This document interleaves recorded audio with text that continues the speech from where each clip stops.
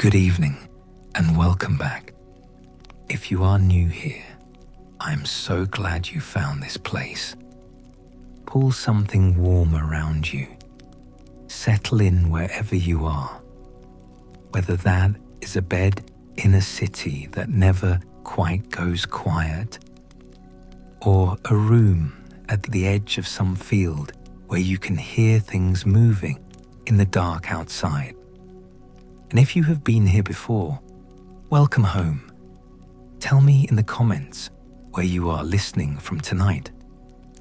I love knowing. I love the thought of voices scattered across the world, all going still at roughly the same hour, all leaning toward the same old stories. It does something to the loneliness of the dark, I think. It makes it communal. Tonight, we are going somewhere complicated. Tonight, the light itself is on trial.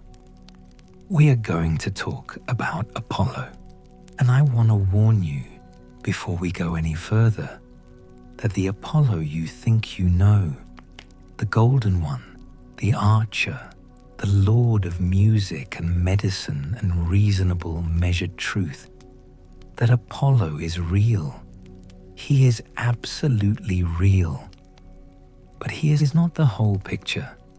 The whole picture is stranger, darker, more interesting. There is something at the center of this god that the later ages were very eager to smooth over, to polish until it shone. And what they were polishing over was not ugliness exactly. It was more like a kind of primordial terror. A light so old and so absolute that it had teeth. We are going to find those teeth tonight. But we have to begin at the beginning. We have to begin before Apollo. We have to begin before the gods themselves. In the era when the world was not yet a world, and existence was doing something I can only describe as trying. Before the Olympians, before even the Titans, there was chaos. Not chaos in the modern sense. Not disorder, not confusion, not the mess of things that have gone wrong. The Greek chaos is better understood as the yawn of space itself, the open gap, the primordial condition of things before things were sorted into categories. It was not dark, precisely. It was not anything, precisely. It was the condition of pure potential before potential learned to pick a direction. From chaos came the first things, and the first things were enormous and abstract, and they bred in patterns that felt less like biology and more like inevitability. Gaia came, the deep-bodied earth, the mother of surfaces, the ground beneath all grounds. Tartarus came, not a place but a force, the downward pull, the weight of the lowest depths seeking itself. Eros came. And here the earlier sources mean something far older and more dangerous than the cherub with the bow.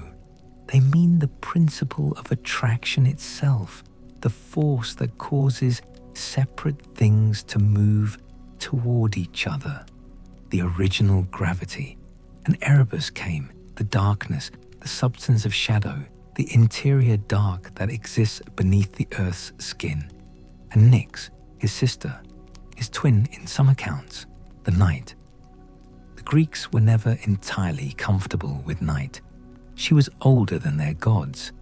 She was older than most things they had names for. And even Zeus,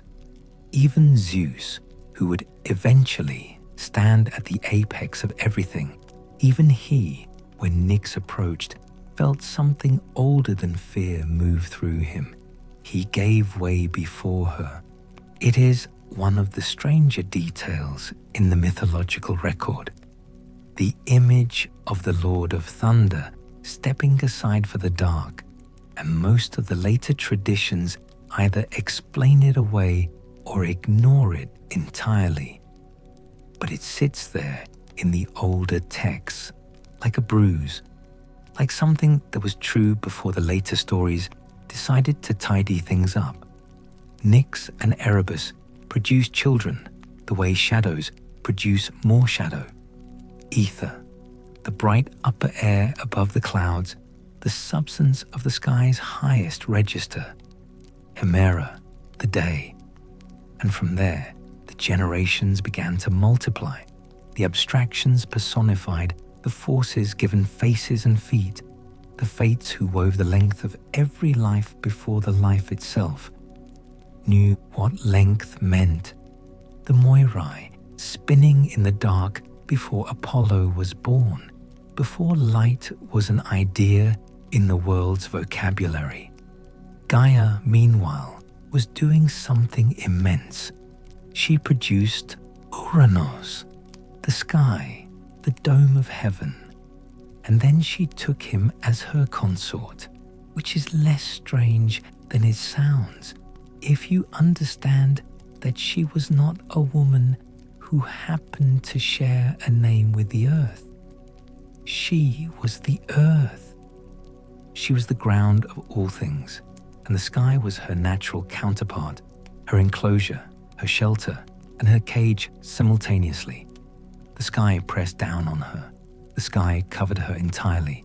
And from this enclosure, this impossible intimacy of earth and sky locked against each other, came the Titans, 12 of them, 6 male, 6 female. And they were not gods in the later sense. They were something larger and stranger, beings whose scale was geological rather than personal, whose concerns were those of eons rather than afternoons. Oceanus, the river that encircled the world. Tethys, his sister wife, mother of the rivers. Hyperion, the high sun one, the lord of heavenly light before Apollo existed to carry that weight. Theia, the shining, the far-seeing, the mother of Helios the sun, and Eos, the dawn, and Selene the moon. Themis, the deep order, the rightness of things, the law that exists not because anyone decreed it, but because the world's structure requires it, and the others. And Cronus, youngest and most dangerous. And here we encounter the first great wound in the story of the world. Uranos was afraid of his children. This is the version most often told, and most often accepted, that he looked to the Titans, and later at the Cyclopes and the 100-handed ones, and was seized with something that functioned like revulsion or terror, and he pushed them back inside Gaia, back into the earth, kept them in the dark beneath her skin, pressed down, contained. And Gaia, who had to hold them, who had to keep them within her own body against her will. Gaia suffered, and suffering she plotted. She made a sickle from grey flint, from the deep bones of herself, and she asked her children who among them would help her. Only Cronus answered, the youngest, the one who had perhaps suffered most in the cramped dark, or who was simply the most willing to do what needed doing. Gaia gave him the sickle. The night came. Uranos descended to cover Gaia as he always did, and Cronus reached out from hiding and cut his father. The wound was irreversible. The sky was severed from the earth, and from the blood that fell into the sea, things were born that we will need to remember. The Erinyes, the Furies, those relentless hound-faced women who pursue blood guilt through every world. The giants sprung from where the blood touched the earth, and from the sea foam that gathered around what was cut away. Something altogether different. Aphrodite, beauty born from wound, desire emerging from severance. Cronus took power. The Titans were freed. And for a long time, the myths say a long time, an age, the golden age some called it, things were good. The world was ordered by beings large enough to hold it. But Cronus had heard a prophecy. He had heard what Gaia and Uranus together had told him, that he would be overthrown by his own son, just as he had overthrown his father. And Cronus, who had done the overthrowing and knew what it looked like from the inside, chose a solution that was ruthless in its simplicity. When his consort Rhea bore him children, he swallowed them. Hestia went down, Demeter went down, Hera went down, Hades went down, Poseidon went down. 5 children, 5 gods swallowed before they could grow into the threat he'd been warned about. And Rhea, who had watched all 5 disappear into her husband's throat, Rhea, who had reached the end of what grief permits. Rhea asked her parents what to do, and Gaia and Uranus told her, "Go to Crete, have your 6th child in secret. Give Cronus a stone wrapped in swaddling clothes." He swallowed the stone without looking, and Zeus grew up on Crete in a cave on Mount Ida or Mount Dicte, depending on who you ask, nursed by the goat Amalthea, whose horn was the first horn of plenty, guarded by the Coretes, who clashed their shields and spears to drown the infants crying. He grew up hidden and fed and watched over, the child of the prophecy becoming what the prophecy had promised. When he was grown enough, he returned. The details of how he forced Cronus to disgorge his siblings vary. Some say he gave him an emetic mixed by the Titaness Métis, who was the first of his many consorts and the one he would later swallow himself, closing that particular loop with a neatness that should make us suspicious. The children came back up. The stone came up too, and was eventually placed at Delphi, at the center of the world, the Omphalos, the naval stone. It still existed in the historical period. Travelers saw it.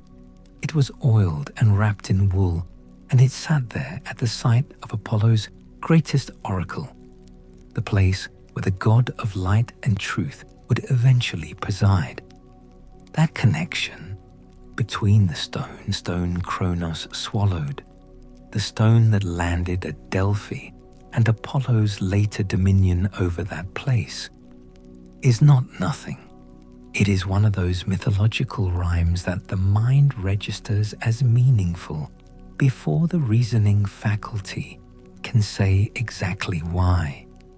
The war that followed was the Titanomachy, and it lasted 10 years by most accounts, which is the kind of number that means a very long time rather than a precise interval. The Olympians on one side, most of the Titans on the other. Though not all, never all. Themis and Prometheus and Oceanus are among those who stayed carefully neutral or actively sided with Zeus. And Zeus had advantages that Cronus had not thought to foreclose. He went to Tartarus and freed the Cyclopes, who gave him the thunderbolt, and he freed the 100-handed ones, the Hecatonchires, who could hurl boulders by the hundreds simultaneously. When those weapons entered the war, the balance shifted. The earth shook, the sea boiled, the sky itself was lit from below. The Titans fell, one by one, or in great breaking groups, they fell. Cronus and the loyal Titans were cast into Tartarus, into the deepest dark, to be held there by the 100-handed ones who guarded them now in an inversion of the old arrangement. Atlas, because his crime was held to be greatest, or his shoulders were held to be strongest, or both, was given the sky to carry. The world was divided among the three brothers.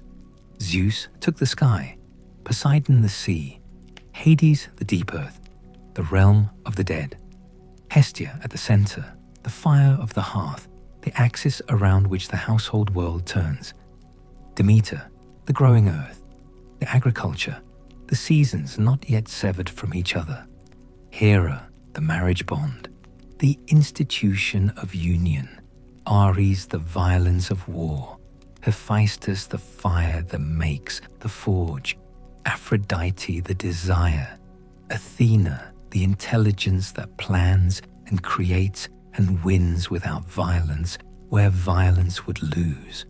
And then, after all of that, after the world was sorted and the generations of power established, and the cosmos arranged into something that could be called an order, Apollo, he was not first. He was not even among the elder Olympians.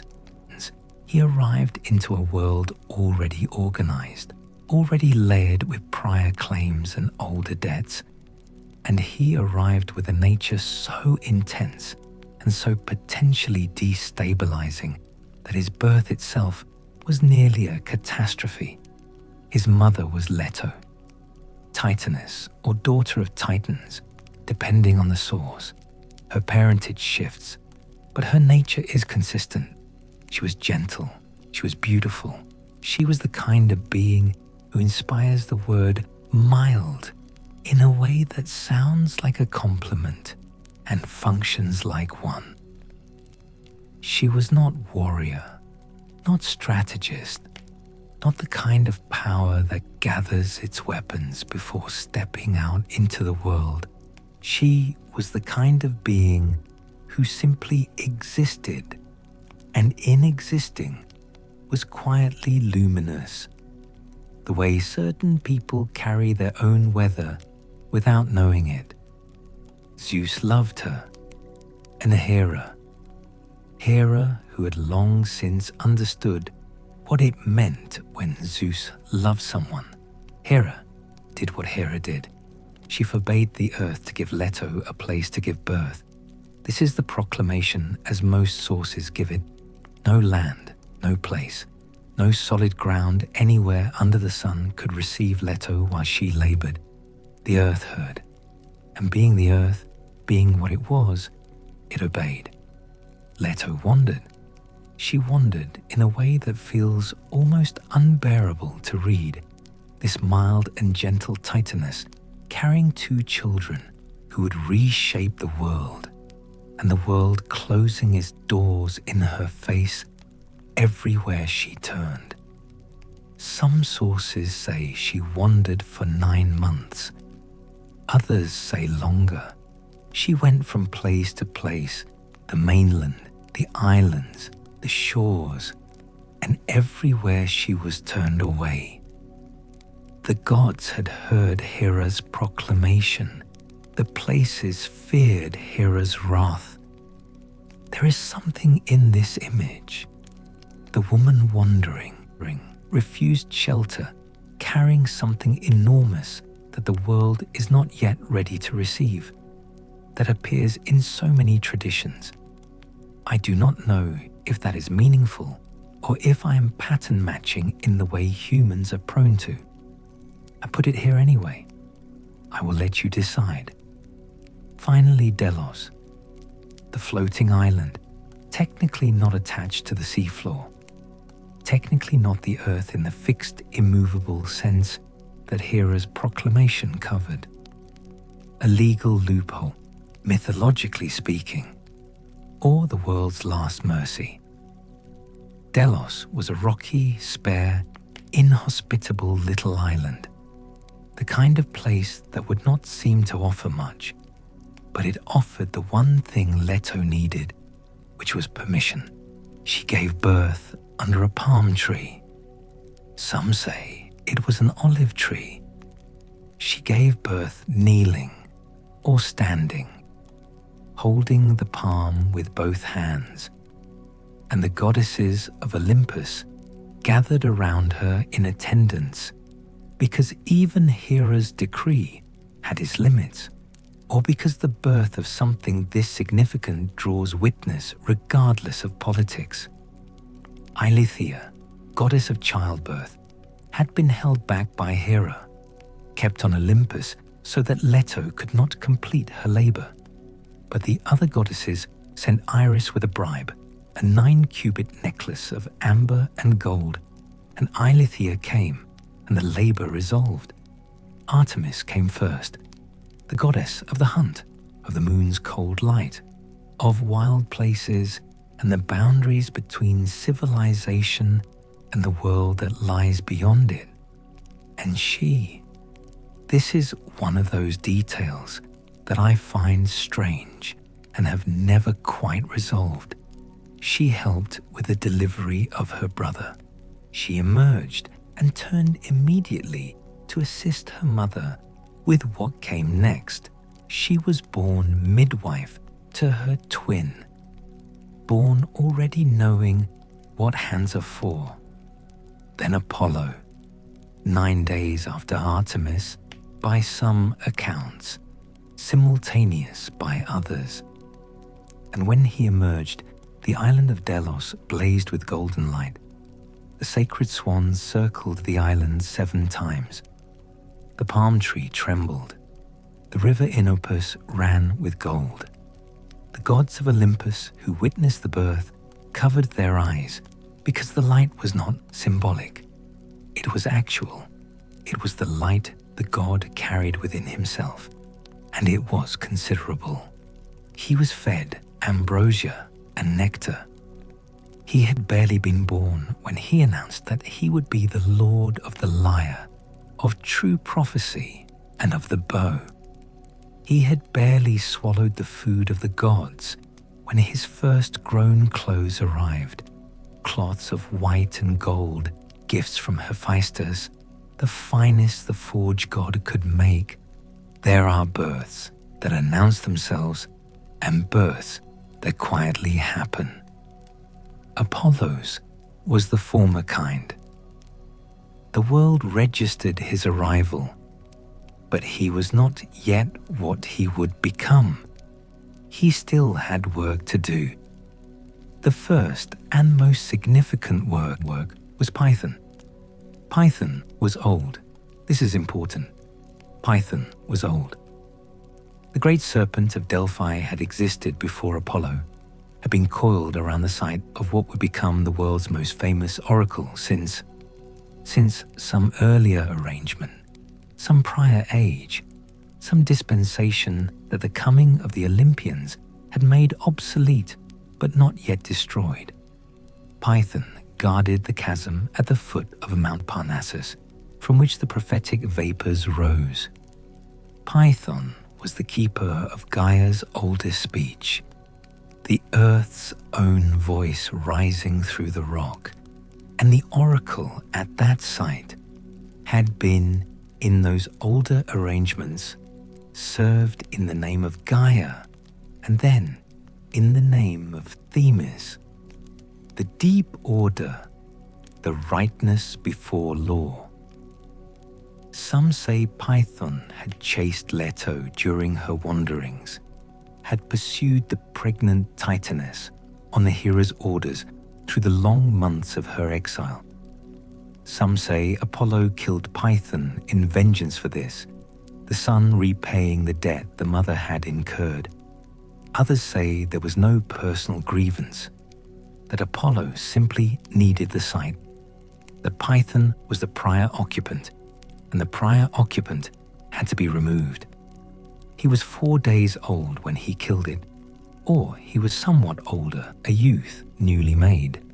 The age shifts depending on the tradition and what the tradition is trying to say about what kind of god he is. The 4 days old version emphasizes the divine nature.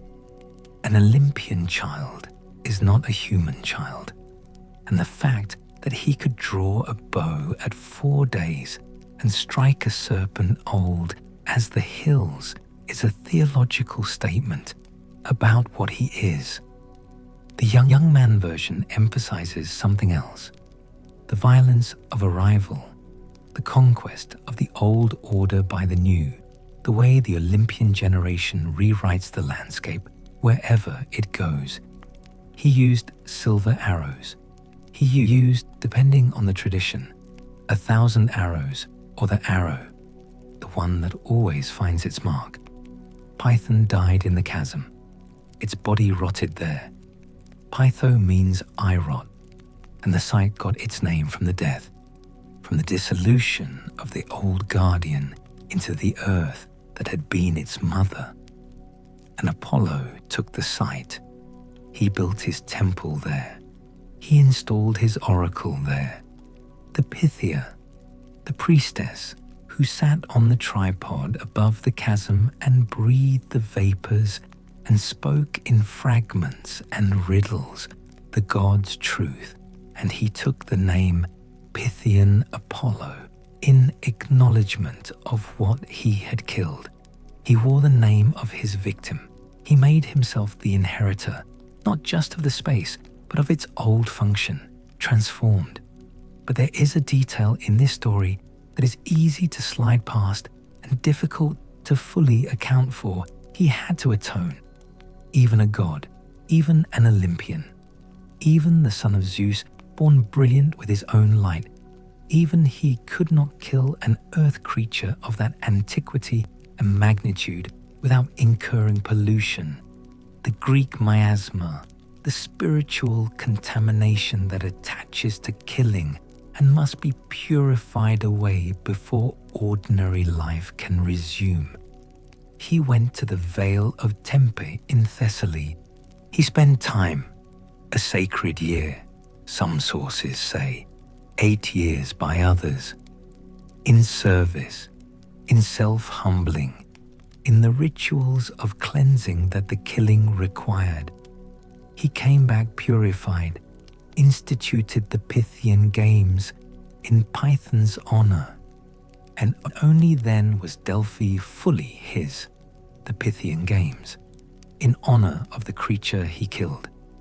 There is something in this that the Greeks understood instinctively about the relationship between conquest and debt, between taking a place and owing something to what was there before. Apollo, god of purification, lord of the ceremonies by which pollution was removed, Apollo himself had to be purified. The physician who heals others, the priest who cleanses others, had first to undergo what he prescribed for everyone else. He knew what it was to need cleansing because he had needed it himself. This is the first thing about Apollo that the later, shinier versions tend to omit. He was Phoebus, the bright one, the shining one, the one whose name is almost a synonym for radiance. He was god of the sun in the popular imagination, though technically Helios was the charioteer. Helios was the sun itself, rolling across the sky in his blazing quadriga, and Apollo was something more specific and more strange. He was the quality of light, the meaning of light, the light that reveals and does not merely illuminate. There is a difference. A torch illuminates. Apollo's light revealed. A revelation is not always welcome.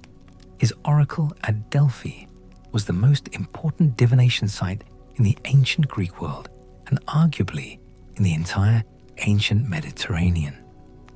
Kings consulted it before going to war.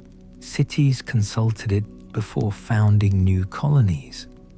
Individuals consulted it before marrying, before making significant choices, before stepping into the uncertain territories of major decisions. The Pythia, and there were at some points 3 Pythias, rotated based on demand. the oracle operating on a schedule that priest managed with what must have been extraordinary organizational complexity. The Pythia sat on her tripod and went into her altered state and spoke, and the answers were true. This is what the Greeks believed, and it is worth sitting with that belief rather than moving past it quickly. Not that the answers were helpful, not that they were comforting, not that they were what anyone wanted to hear, but that they were true. Apollo did not lie. This was perhaps his most consistent characteristic across all traditions. He was the god of truth, and he did not lie. Even when his answers were gnomic, even when they were riddles that the receiver interpreted incorrectly, and the incorrect interpretation led to catastrophe, even then, the god had not lied. He had said what was true. The catastrophe belonged to the human who had heard only what they wanted to hear. This is the second terrible thing about Apollo. He tells the truth without mercy. He tells it in ways that allow the hearer to misunderstand. He tells it knowing, because he knows everything. He sees everything. The archer's eye takes in all distances simultaneously. He tells it knowing that the misunderstanding will lead to suffering, and he tells it anyway, because that is the nature of truth. Truth does not adjust itself for the feelings of the recipient. He was also, and this needs to be held alongside the brightness, a god of sudden death. His arrows killed at a distance, clean and instant, without warning. When men died of sudden illness, of the diseases that came quickly and took without negotiating, those deaths were attributed to Apollo, not because he was malicious, because he was precise, because the arrow that kills from a distance without the victim ever seeing the archer is the most perfect expression of a certain kind of power. The power that does not require proximity, does not require the mess of physical struggle, arrives and is done. Artemis's arrows killed women the same way. The symmetry between the twins is consistent. She takes the women, he takes the men, both clean, both sudden, both final. There is something almost merciful in it, the Greeks sometimes argued. A death like that is over before it is understood. But mercy is a strange word for a process that is fundamentally one of power exercised from a distance, power that does not have to witness what it does. Let me collect the thread here. There is a lot of it, and we are not yet to the stories that most people know when they think of Apollo. The loves, the losses, the music, the medicine, the long, terrible involvement with Troy. We have established a foundation, a god born from enormous prior violence, claiming a site that belonged to older powers, purified but marked by what purification means, dealing truth that damages and killing at a distance, and being made of a light that reveals rather than warms. This is who we are dealing with.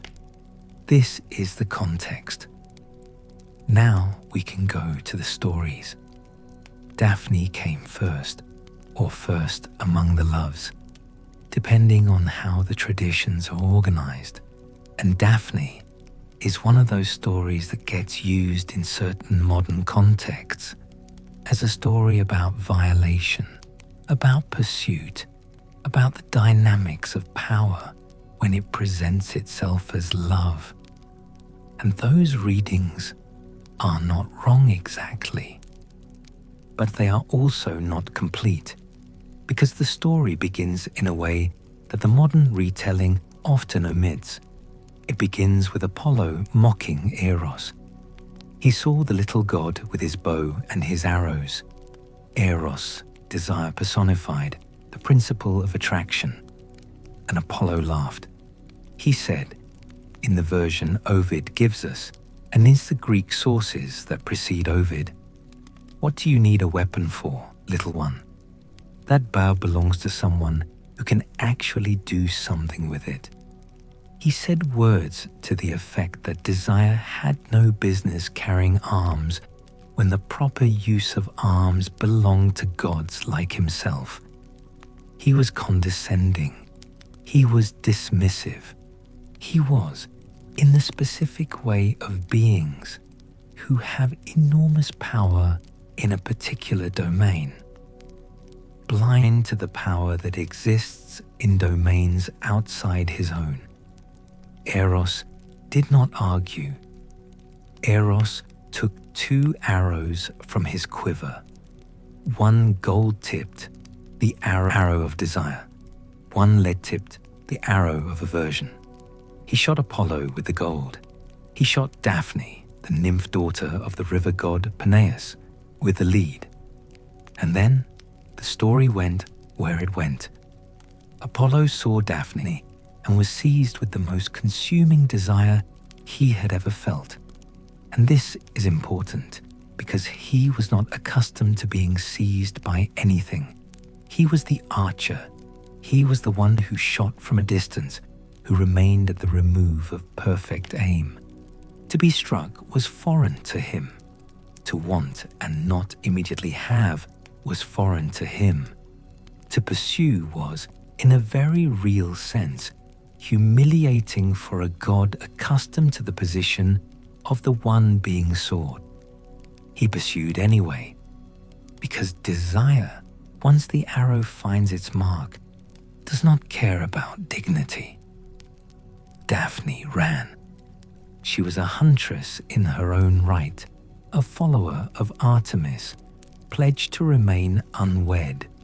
She had no interest in Apollo or any man. She ran, and in the mythological imagination, a human running from a god is always going to lose because the god can match any pace, any endurance, any attempt at escape through sheer divine persistence. And Daphne, feeling the breath of the god on her neck, called to her father the river. She asked to be changed. She asked for the form she wore, to become something else. Something that could not be taken, something that ended the pursuit by ending the terms of the pursuit. Peneus heard.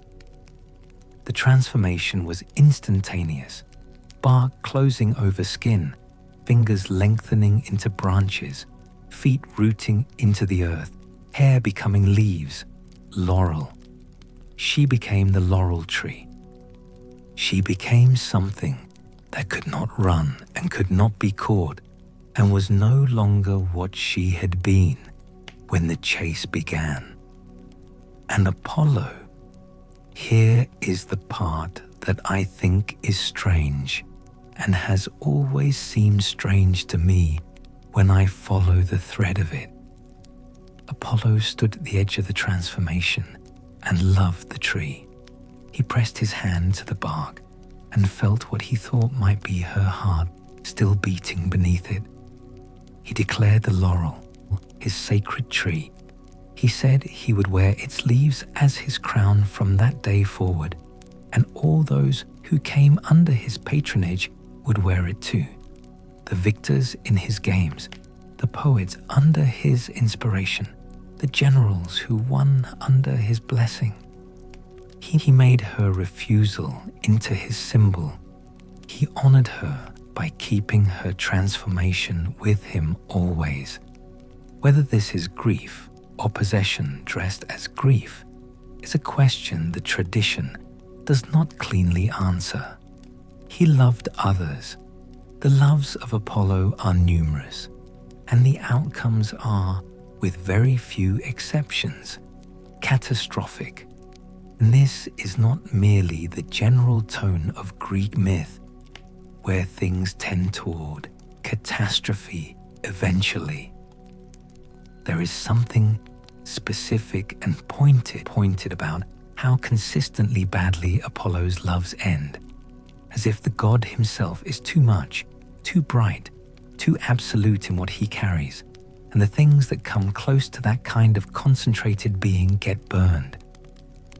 Hyacinthus was perhaps the great love, the one that appears most consistently across sources as genuinely felt, genuinely mutual, genuinely something more than pursuit and acquisition. He was a Spartan prince. He was beautiful in the specific Greek way that beauty worked for the divine. Not merely pleasant to look at, but radiating a quality that the Greeks associated with the divine itself, the charis, the grace. And Apollo loved him, spent time with him, taught him the discus, practiced the arts of sport with him on the banks of the Eurotas River. Zephyrus also loved Hyacinthus, the west wind, who had tried for the youth's attention and been refused, who had watched Apollo carry the favor that Zephyrus wanted for himself. The jealousy of gods is not a metaphor. It is an operational fact in the mythological world, and it operates with the same mechanics as human jealousy, except the scale of the damage is correspondingly divine. The discus. Apollo threw it, a perfect throw, the kind of throw that an archer god would make, precise and powerful. Zephyrus breathed. The wind changed the arc of the discus mid-flight, and it struck Hyacinthus. The blow was fatal, and Apollo, who could see across any distance and bend light to his purposes, but could not alter what the wind had already done, held the dying boy. He tried to heal him. He was the god of medicine, in some of his aspects, the father of medicine, and he could not heal this. The wound was too immediate, the blood already flowing too fast. From the blood, a flower. The hyacinth. Some translational ambiguity here. The plant we now call hyacinth is probably not the plant the Greeks meant, but a flower dark-petaled and marked with letters that the Greeks read as Ai, the cry of grief. Ai, Ai, the mourning cry, written on the petals by the god's own grief. He marked the flower with his loss. He made his grief botanical, permanent, seasonally recurring. Every spring the hyacinth blooms, and every spring Apollo's loss comes back with it. This is what I mean about the brightness having teeth. The losses accumulate around him, not in spite of his nature, but because of it. He is the god of truth, and the truth is that things end. He's the god of light, and light shows you what you would rather not see. He is the god of music, and music is the form that beauty takes when beauty knows it is temporary. Coronis was another love, and this story is even more difficult to hold. She was a mortal woman, a Thessalian princess, and she was pregnant with Apollo's child when she took a human lover, a man named Ischys, simply a man, not divine, not extraordinary.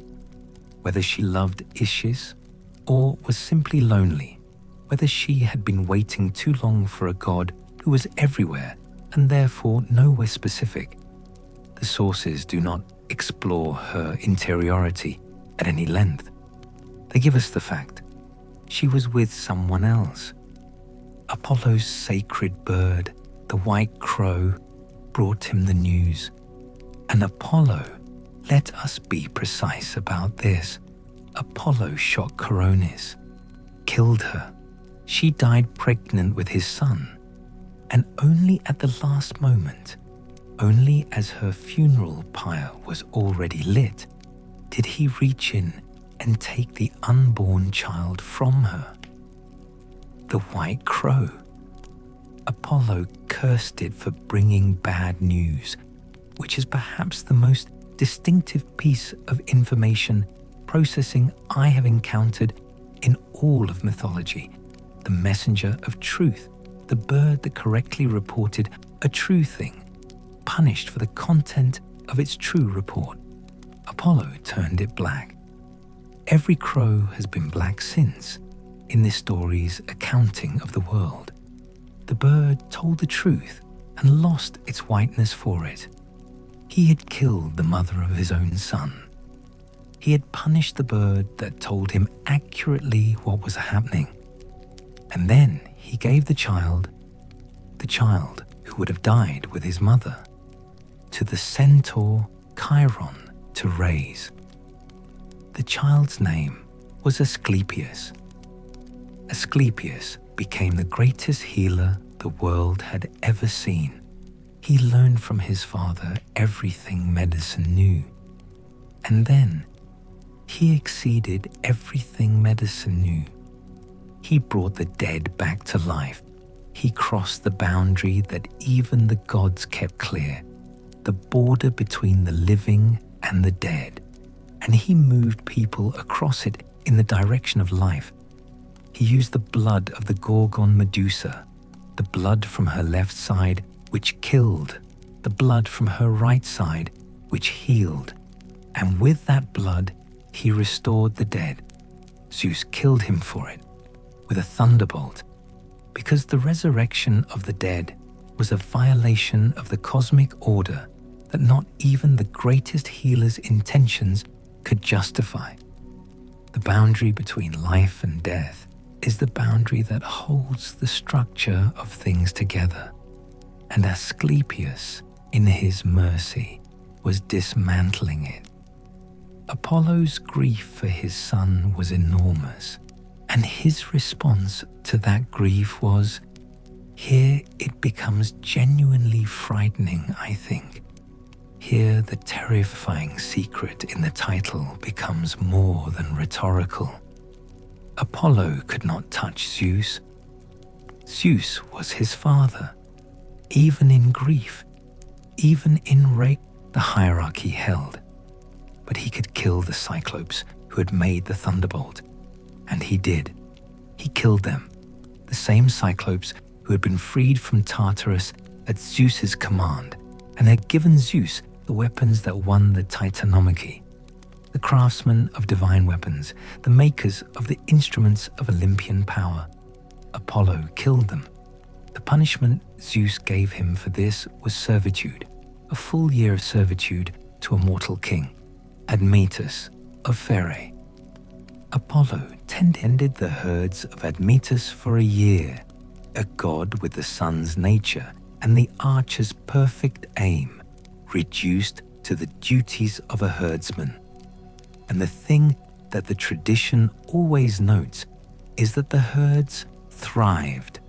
The cattle of Admetus multiplied and fattened and grew healthy in a way they never had before. Of course they did. Of course they flourished under the attention of that particular attention. But the image, the shining god of light and truth and the lyre, living for a year among cows, is one of those images that the myth offers without full explanation and leaves the reader to hold. He served out the year. He came back. And he came back, the tradition says, changed in a small but significant way, more patient, perhaps, or more aware of what patience meant because he had been made to practice it. The experience of limitation had entered him in a way that sheer divine power cannot enter a being that has never been constrained. Admetus himself was a good king, a pious man, a man who had treated Apollo well during the year of servitude. And Apollo, in gratitude or affection or some combination of the two, that the Greek vocabulary of divine relationships doesn't cleanly distinguish between, helped him. When Admetus was fated to die, Apollo found a loophole.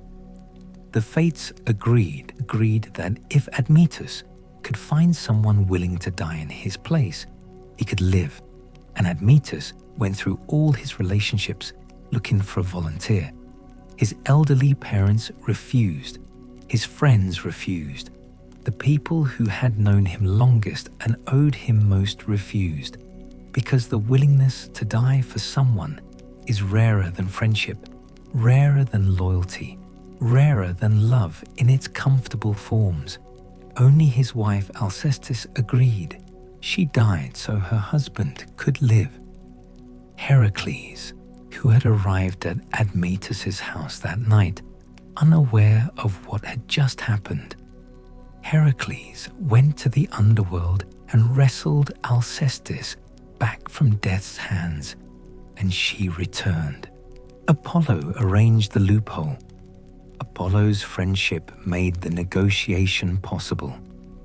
But Alcestis was the one who died. It is another instance of the pattern. Apollo's involvement in a situation does not make the situation cost-free. It reshapes the costs, it transfers them, and someone always pays. We have to go to Troy. We have to go to Troy because it is impossible to talk about Apollo's nature, about what he is and what he does and what the myth is actually trying to say when it gives him his attributes, without going to the place where all of that nature was most fully expressed. Troy was Apollo's war, not exclusively. The gods were scattered across both sides, the divine politics of Olympus playing out in bloody human miniature on the plains of the Troad. But Apollo, more than any other single deity, gave the Trojans whatever chance they had, and more than any other single deity was implicated in the specific shapes of how things ended. He had reasons. He had several overlapping reasons. The convergence of them at Troy is one of those mythological moments where the threads tighten and you see how the pattern has been building toward this point for a very long time. He had loved Cassandra, or he had tried to love Cassandra, which is the more accurate version because Cassandra had refused him. And Apollo, being what he was, had given her prophecy anyway. The gift was already given before the refusal, and then when she refused him, he added to the gift a curse.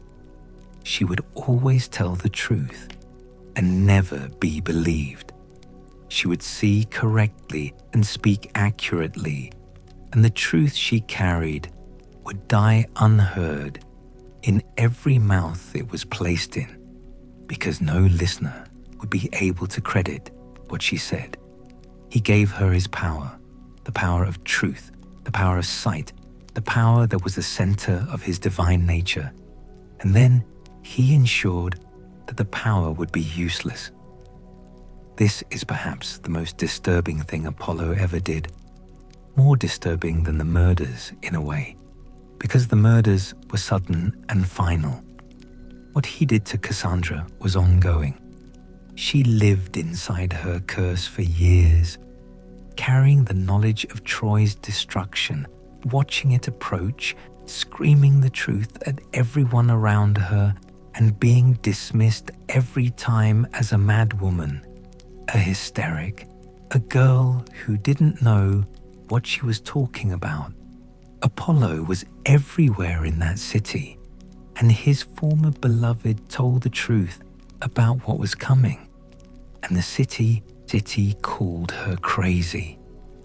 He also had an old grudge against the Greeks, or against specific Greeks, because of events that predated the war itself. And when the war began, he stood with Troy. He helped Hector.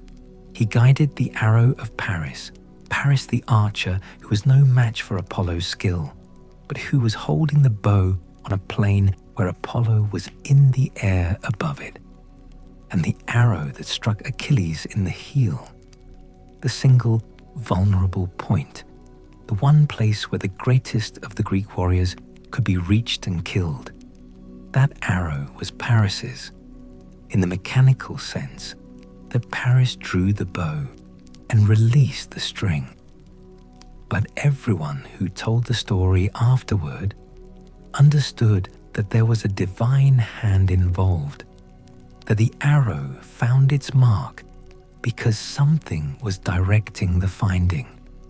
Achilles, we have to stop here, because Achilles and Apollo had a relationship that runs through the Iliad in ways that are easy to miss if you are reading only for the human drama. Apollo protected Hector, saved him multiple times from Achilles, interposed divine substance between the mortal champion and the Greek warrior who had been described essentially as something approaching divine himself. There are 3 places in the Iliad where Achilles and Hector might have met, and each time the meeting is displaced by Apollo's intervention. He delayed the inevitable. He protected Hector, not because Hector was invincible, but because Hector was his, and he was not ready. When Hector finally died, and he died knowing he was dying, which is the particular mercy Apollo gave him in the end, or the particular clarity, which is also his nature. When Hector died, Achilles did something that even the Greeks found excessive. He dragged the body. He hitched it to his chariot and dragged it around the walls of Troy, around the tomb of Patroclus. Over and over, day after day, he mutilated what was left of a hero who had fought with everything he had. He refused to give the body back. Apollo shielded the body even after death, even after his protection of the living man had run out. Apollo kept Hector's body whole. The flesh did not corrupt. The wounds did not fester. The body dragged behind Achilles' chariot remained, against all physical logic, intact, because Apollo was not finished making his point about what Achilles was doing, and the intact body of Hector was his argument. Eventually, Zeus intervened, and the ransom was arranged, and Priam came secretly by night to Achilles' tent, and the scene that follows is one of the most beautiful in all of ancient literature. And it is not Apollo's scene at all. It belongs to 2 men who are suddenly more than their roles, suddenly only human. Grief meeting, grief across the distance of enemy and enemy's enemy. But it happened because Apollo would not let the body decay. He guided Paris's arrow. He did not aim it. Paris aimed it. Paris, who had started this entire war by stealing Helen. Paris, who was not the warrior his brother Hector was and knew it. Paris, who carried a bow because he was not going to win anything with a sword. But Paris held the bow, and whatever force was in the air above Troy guided the trajectory, and the arrow curved down and found the heel. Achilles died, the greatest of the Greeks, the one who had been offered the choice between a long, quiet life and a short, brilliant one, and had chosen brilliance. He died on a plain outside a city he had been besieging for 10 years. He died from an arrow in the heel. He died from the one point of vulnerability in an otherwise invulnerable body. And the myth wants us to understand that vulnerability as the thing that made his life meaningful rather than the thing. that ended it. He was mortal. The mortality was the cost of being the kind of thing he was, and the kind of thing he was the most alive thing in the poem. Apollo guided the arrow. He killed Achilles, in the sense that matters for understanding what this god is and what he does. He killed the brightest human life in the story. He killed the one human who was closest to his own nature, brilliant, excessive, impossible to look at directly, burning with a light that was also dangerous. He killed him with the precision of a good archer's aim applied through an unlikely instrument. And Troy fell anyway. It fell because it was going to fall, because the fate was the fate, because the 10 years had run out, because even Apollo's protection has limits that he is not in the habit of acknowledging until those limits are reached. And then the acknowledgement is just the wall you walk into. Troy fell, and Cassandra was taken, and the Trojan women were distributed among the Greek commanders, and every prophecy she had ever made that no one had believed came true all at once in the smoke and the rubble. There is no version of the Troy story in which Apollo wins. He wins individual engagements. He redirects, delays, protects. He keeps Hector's body intact when all logic would have it rotting. He kills Achilles, and Troy still falls. The truth that Cassandra carried and that no one would hear was true, regardless of whether it was heard. He is the God of truth, and the truth happened even when it didn't help. Anyway, there is an incident involving the satyr Marsyas that belongs in the middle of any honest accounting of what Apollo is.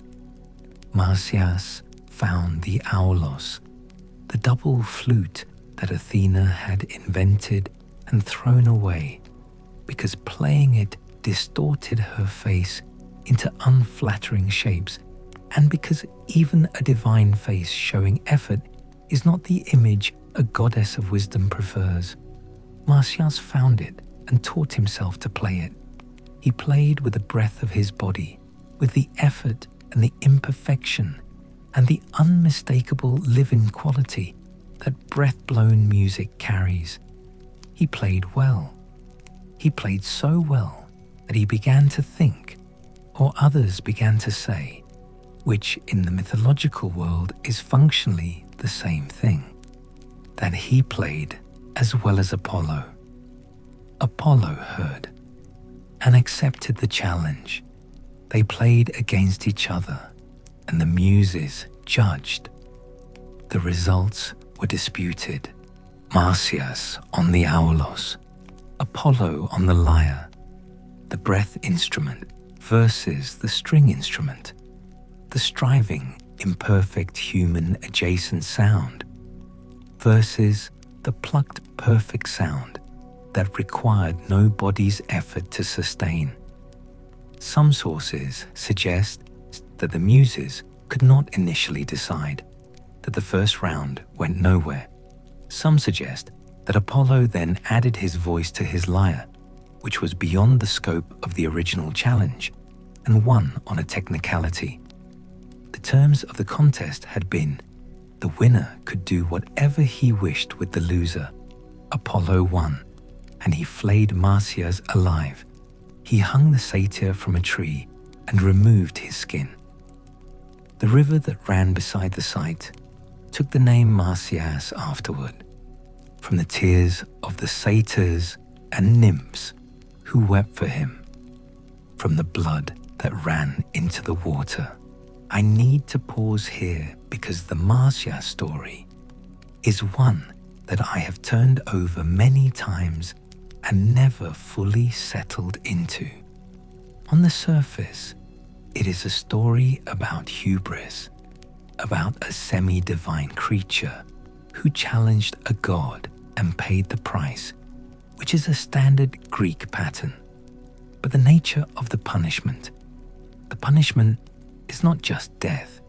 It is the removal of the thing that made Marsyas what he was, the skin that enclosed him, the outer surface of a being stripped away by the being who is defined by surfaces, by the outer layer, the visible light, the shining exterior.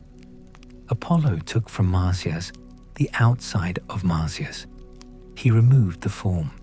He answered a musical challenge with a violence so extreme it became almost a philosophical statement about what happens when the mortal instrument thinks it can equal the divine.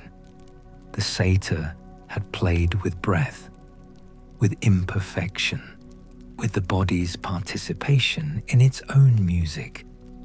Apollo's instrument doesn't require that. The lyre plays without breathing. And when you look at it that way, the contest was never about music at all. It was about the question of whether imperfect striving can match perfect form. And Apollo's answer was the answer that precision always gives to effort. There is a river that bears Marsyas's name, and it runs there still, or ran there for as long as rivers hold their names, which is long enough. He was a healer. This needs its full weight. He was the god of medicine in his origins, and he passed that function to his son Asclepius, who exceeded him in it and died for exceeding him in it. And the tradition of medicine that flowed from Asclepius's descendants, the Asclepiadae, the family of healers who claimed descent from the god. That tradition became the foundation of Greek medical practice. Hippocrates himself, by some accounts, was an Asclepiad. The Hippocratic tradition that forms the distant ancestor of Western medicine. The tradition of observing patients carefully and recording what you see, and treating the body as a system that can be understood rather than a site of divine punishment that can only be propitiated. The tradition traces itself back, however fancifully, to the healer son of the god who was also a killer. Apollo healed, and Apollo killed. He shot plague from a distance, and he cured plague. These were understood as related functions, and not merely because the same agent causes both. There is something in the Greek understanding of Apollo that recognizes the intimate relationship between the disease and the cure, between the light that reveals the wound and the light that cauterizes it. He could send the disease because he was the principle that diseases embody. The sudden, uninvited arrival of something that cannot be turned away. The precision of affliction. The fact that it does not distribute itself by merit. And he could cure it for the same reason, because he understood the principle from the inside. The god of light was also the god of darkness's consequences. The god of truth was also the god whose truth destroyed. The god of music carried the bow. The god of medicine had killed his son's mother and required a year of servitude to atone for killing the craftsman who made the instruments of other gods' power. He was integrated in ways that make him difficult to hold all at once. This is, perhaps, the terrifying secret of the title, that there is no contradiction.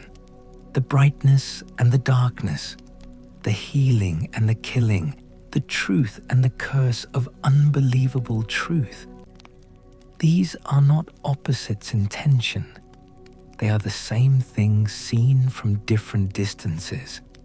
Light is dangerous at its source. Truth is not kind. Music is the form beauty takes when it knows it is temporary, which means that every piece of music Apollo plays is simultaneously a meditation on loss. He is the god of the lyre, and the lyre is an instrument made from a tortoise shell, from a dead thing's hollow remaining. Let me say something about the oracle again, because we have passed it quickly and it deserves to be looked at more slowly. Delphi was the omphalos, the navel of the world, not metaphorically, physically. In the Greek geographical understanding, Delphi was the center.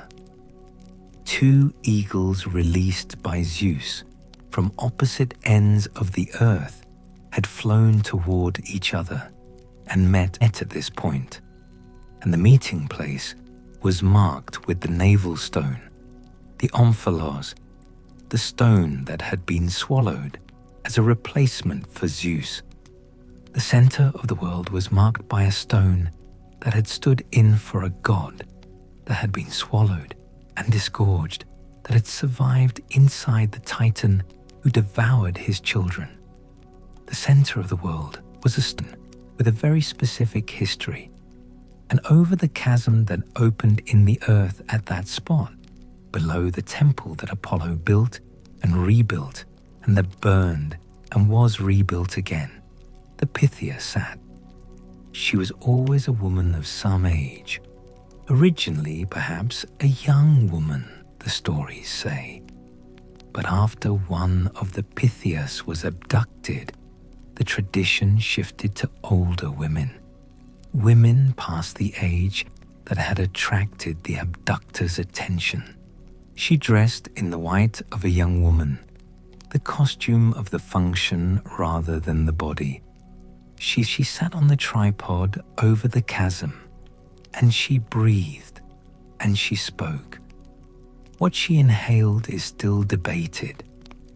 There is geological evidence now for ethylene gas rising from faults in the rock at Delphi, a gas that produces altered states at low concentrations. Visionary, dissociative, not incapacitating, but loosening the ordinary grip of sequential cognition. The ancient sources describe various vapors, various intoxicants, various laurel leaves chewed or burned. The mechanism may have been multiple. What was consistent was the result. The Pythia left the ordinary state of knowing and entered another. And in that other state, she spoke Apollo's truth. The priests interpreted. They took what came out of the Pythia's mouth, and they translated it, versified it, gave it the form of a hexameter prophecy that the consultants could take home with them. And here is where the famous ambiguity entered. The Pythia spoke directly. The priest translated. The consultants interpreted the translation. By the time Apollo's truth had passed through all these layers of human processing, it had acquired the capacity to be heard as many things.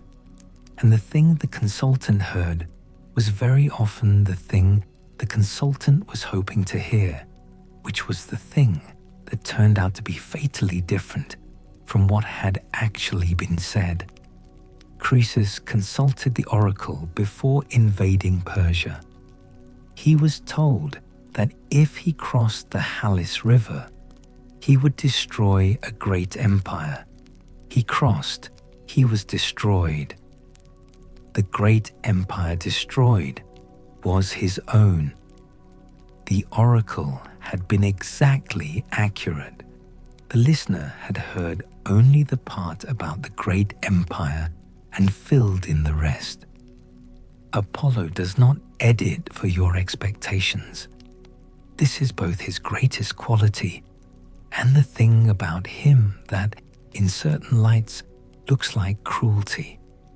The Muses surrounded him, 9 of them, the daughters of Zeus and Mnemosyne, memory, and they governed the arts and the intellectual disciplines in a way that sounds like patronage but functions more like essence.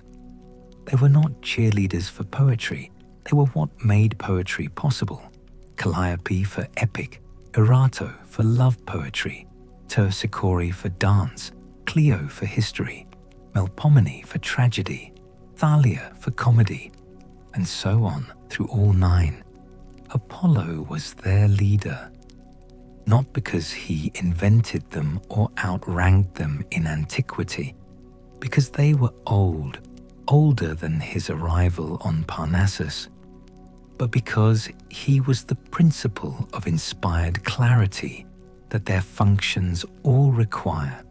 You cannot write good epic poetry without the capacity for clear-eyed truth, and you cannot write it without music, and you cannot write it without prophecy, which is another word for the understanding that what is happening now is already becoming the past. Apollo held all 3. The Muses were also dangerous. This is less remembered but historically well attested. The Muses punished those who claimed to equal them, just as Apollo punished Marsyas. The Sirens competed and were stripped of their wings. The daughters of Pyrrhus competed and were turned to birds. The pattern repeats: the claim of equality, the contest, the defeat, the irreversible transformation. Art, in the Greek understanding, is not merely a pleasant human activity. It is a domain with a divine authority at its center, and the divine authority is not interested in being surpassed. Apollo governed the hours and the intervals. He was, in his solar function, the one who organized the day into its meaningful segments: morning, noon, the turning hour, evening. Not because he was driving the sun across the sky. Helios did that. But because the light that falls differently at different hours, the light that changes quality as the day moves, the light that makes the same landscape look threatening in the afternoon and peaceful in the morning, that differential, that qualitative variation of illumination, was his domain. He was the meaning of light, and meaning changes depending on when you're looking. This is why his greatest oracle was consulted about time, about the right time to do things, about when to plant, and when to harvest, and when to make war, and when to make peace. The Greeks understood that the same action could be right in one set of temporal circumstances and catastrophic in another, and they went to Apollo to determine which circumstances they were currently in. He was the god of the appropriate moment, as well as the god of the arrow that crosses space. He governed both distance and timing simultaneously, which makes sense if you understand that an arrow traverses both. You release it at the right moment, you aim it at the right distance, and the two calculations together determine whether it hits. In the late tradition, Apollo became identified with the sun itself. Helios absorbed into Apollo. The charioteer and the meaning of the chariot merged into a single figure.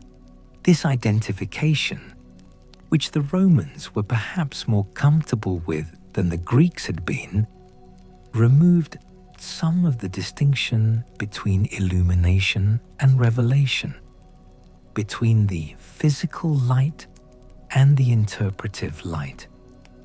It made Apollo simpler and larger. It is the direction that the later ages went, because simplicity and largeness are easier to manage than the original, more troubling distinction. But the earlier Apollo, the one who killed Python and needed a year of purification, the one who cursed the crow for accurate reporting, the one who gave Cassandra truth and took away truth's usefulness, the the one who guided Paris's arrow into Achilles' heel and flayed Marsyas for excellent musicianship, and sent plague to the Greek camp in the first book of the Iliad for an insult to one of his priests, that Apollo is doing something much more specific and more frightening than being the sun. He is being the principle that what is real will be seen, that what is true will be told. That precision, applied without mercy, is still precision. That beauty, pressed too close, burns. That the gift and the curse can be identical objects handed to different people, or handed to the same person in different moments. The great temples built in his honor were architecturally the expression of this principle, the clarity of the column, the mathematically determined proportion of the pediment and the frieze, the way a Greek temple from a distance looks like reason made solid. The Doric order most associated with his worship is the one without ornament. The column, the capital, the horizontal weight above, clean, unambiguous, the same proportions resolved into the same answer regardless of who is calculating. This is what Apollo's beauty looks like when it has been translated into stone. Not warmth, not comfort, not the asymmetrical loveliness of things that grew. The beauty of the solved equation, the beauty of the proof. Human beings have always found this beautiful and have always found this cold. The cult center at Delos, his birthplace, the floating island where Leto finally found a place to deliver her children, was one of the most important in the ancient world. It was a pilgrimage site, a sacred island, neutral ground where no weapons could be drawn and no deaths could occur.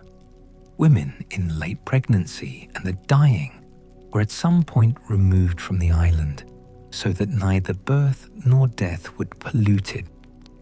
It was an island from which the extreme events of embodied life were excluded so that the divine presence could be undiluted.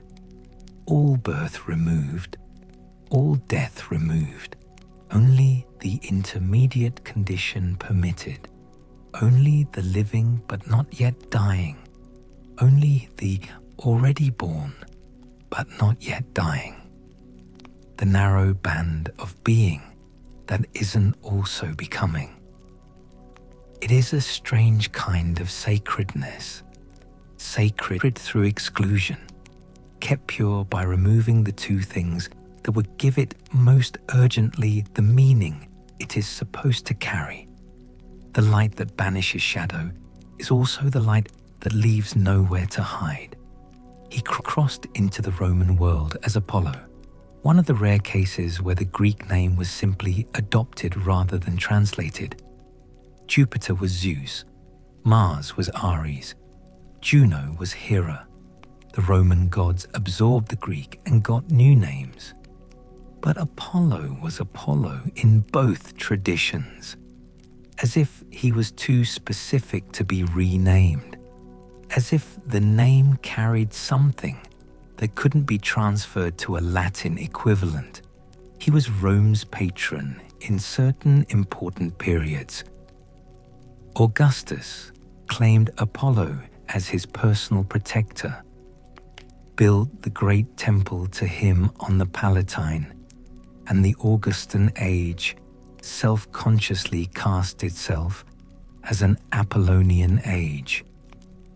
Order from chaos. The clarity of the reformed state after the brutalities of the civil wars. Light after a long and ugly dark. It is interesting and not reassuring that the age that called itself Apollonian was also an age of absolute monarchical power exercised with beautiful precision and terrible totality. The light that reveals, the truth that does not ask permission, the proportion of the temple facade imposed on the chaotic materials of a republic's ruin. There is something in the correspondence that the Romans either didn't see or were entirely comfortable seeing. The Christians, who eventually replaced the Roman world, found Apollo interesting in ways that generated both appropriation and anxiety. The solar imagery was appropriated. The sun disk, the rays of light around a divine head, the golden halo that now appears behind the Christ figure in Byzantine iconography has a long prior history that includes but is not limited to Apollonian imagery. The oracle at Delphi was closed by imperial decree in 390 CE by Theodosius Asthene, the same emperor who made Christianity the official religion of the empire and banned pagan sacrifice. The silence at Delphi was abrupt and legally enforced. There is a letter, probably apocryphal but persistently quoted, in which the oracle's last communication was reported. Tell the king that the beautiful hall has fallen, that the god has no shelter anymore, that the laurel can no longer speak, that the speaking water has dried up. The last prophecy was about the end of prophecy. The oracle announced its own closure. Whether this is literally true or symbolically constructed by later tradition, it is exactly the kind of ending that the myth would give itself. The last word from the God of Truth was about the loss of his ability to speak truth, the loss of that voice, the closing of that channel, the silence where the Pythia had spoken for 800 years. That silence is still there. The site exists. You can go to Delphi now and stand above the chasm in the museum and see the omphalos stone and the remains of the temple and the theatre cut into the hillside where the Pythian games were held. The view down the mountain toward the sea is extraordinary. The mountains around it are extraordinary. The whole valley has the quality of a place that was recognized for its power before it was given any god's name, before Apollo, before Themis, before Gaia, before even Python. The landscape was doing something that made people stop and feel the hair on their arms lift. That quality is still there. The god is not there, or is no longer there in the way he was there, the way that required a woman on a tripod, and priests who versified the output, and consultants who came from every corner of the Mediterranean with their questions and their offerings. But the landscape remains. The light on Parnassus in the morning, that specific quality of Greek mountain light, clear and pale and slightly merciless, the light that shows you everything without softening anything. That light is the same light it was when people came here believing they could hear the truth. Apollo exists now in the way that archetypes exist, which is to say everywhere and disguised. He is in the courtroom, where the question is what actually happened, as opposed to what we prefer to have happened. He is in the operating theatre, where the precision of the cut determines whether the patient lives. He is in the physics lecture hall, where the equation on the board doesn't care what you hoped it would say. He is in every situation where the truth arrives uninvited and does not apologize for its arrival. He is in the moment when someone tells you something you cannot unhear. He is in the silence after, The laurel doesn't explain itself. The lyre doesn't soften the note because the hearer flinches. The arrow, once released, follows its own logic to its own conclusion. And the light from which the god takes his oldest name, the Phoebus, the bright one.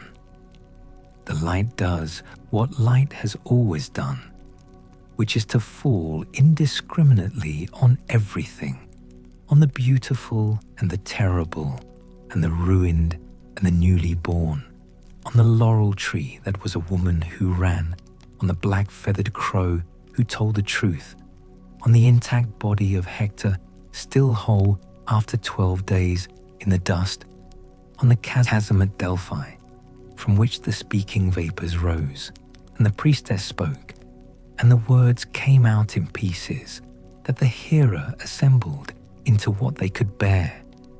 He was the God who told the truth, and the truth was that light does not comfort, it reveals. And now, finally, after the titans and the wars and the loving that burned and the killing that was precise and the oracle that told what no one wanted to hear, and the music that contained its own grief as all music does, after Cassandra and Daphne and Hyacinthus and Marsyas and Asclepius and Coronis and the 10 years of Troy and the arrow in Achilles' heel and the crow gone black with the cost of honest reporting. After all of that, what remains? He remains, not in the way he was, not with the Pythia speaking above the chasm, not with the games being run in his name every 4 years on the sacred plain, not with sacrifices and dedications and the specific rituals by which the ancient world kept the channels between human and divine open and functional. Those forms are gone. The forms are gone, and the God is the kind of thing that outlasts its forms. He remains in the insistence that precision matters. He remains in every situation where the question is not what we prefer, but what is actually true. He remains in the architecture that refuses ornament, not out of poverty, but out of conviction. He remains in the strange fact that music, all music, not just Greek music, not just ancient music, but the music we make now, the music that comes out of speakers in rooms where people are trying to fall asleep. Music is beautiful, and music is temporary, and the beauty is not separate from the temporariness. The note decays. That is why the note is beautiful. The lyre taught us that. He remains in the understanding that healing and harm share a source, that the physician who can cure you is operating on the same knowledge as the one who could harm you, and the difference is the intention applied to the knowledge, and the intention can change. The god of medicine and the god of plague were the same god, because the Greeks were honest about what medical knowledge is. It is intimate understanding of the body's vulnerabilities, applied with care. Remove the care, and you have something else. The same arrows. He remains in the specific quality of the light in the morning, the early light that has not yet warmed, the light that is purely itself without the day's accumulated heat to soften it, the light that in certain climates, in certain latitudes, feels almost like a question. And he remains in the stories themselves, in the fact that these stories were told for 1,000 years and then another 1,000 years, and are being told still here tonight in this format, which would be unrecognizable to anyone who composed the Homeric hymn to Apollo. or sat in the theatre at Delphi and watched the Pythian games, the form has changed entirely. The darkness in which we listen has the same quality. The stories about the God of truth are still circulating in the dark, still being carried from voice to ear, still insisting that there is something to know and that the knowing of it matters. This is what myths do when they are real myths and not merely old stories. They do not retire. They do not stay in the period that first gave them form. They go underground. They travel in disguise. They resurface in new containers, in a psychology of archetypes, in a theorem about light's properties, in a piece of music that a composer could not explain and would not have attributed to a god, except perhaps privately, in the small, unguarded hour. The oracle is closed. The Pythia sits no longer above the chasm. The laurel is a decoration on a laureate's certificate, the crown worn by athletes who have no idea what they are wearing. The raven is still black. Delos still floats, technically, though it is fixed now by tourism and archaeological designation. And at the site of the old temple, every certain number of years, someone walks down the mountain, carrying a torch lit from the eternal flame. And the flame travels. The fire is passed from torch to torch across the world, and it ends up at a stadium somewhere, and people run. They run, and the flame is passed, and the games begin, and nobody at the stadium is thinking about Python or Marsyas or Cassandra or Coronis or the 4-day-old god who killed an ancient serpent and then went to the Vale of Tempe to be cleaned. They are watching the games, but the games are there because he was there. The competition and the form and the laurel and the idea that excellence should be publicly witnessed and honored, and that the body in full effort is something worth organizing your culture around. All of that flows from a single origin point. The light is still moving. It has been moving for a very long time. Thank you for spending this night with the story of Apollo, the god of light who was also the god of sudden death, the healer who could send plague, the truth teller whose truth was a weapon, the musician who murdered a musician for playing well. He was everything the later ages wanted him to be: golden, beautiful, reasonable, the patron of civilization's highest registers. And he was also everything the later ages wanted to smooth over: the teeth inside the brightness, the cold at the center of the light. The truth of him is both things at once. That is probably appropriate. Close your eyes now. The stories will be here when you come back. They are always here. They do not go anywhere. The light waits. The arrow has been notched for a long time, and it is patient. The oracle will speak again whenever you have a question you're ready to hear the answer to. Good night.